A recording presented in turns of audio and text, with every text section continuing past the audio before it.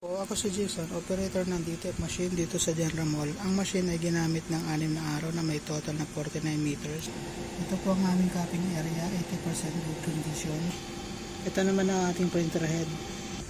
Tamang pag-head clean, pindutin na natin yung clean, normal, heads.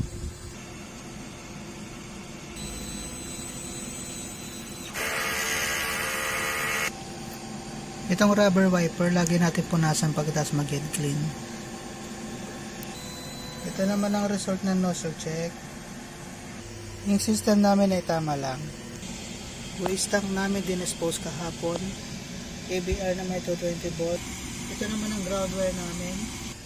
Andito naman ang mga in-use consumable natin.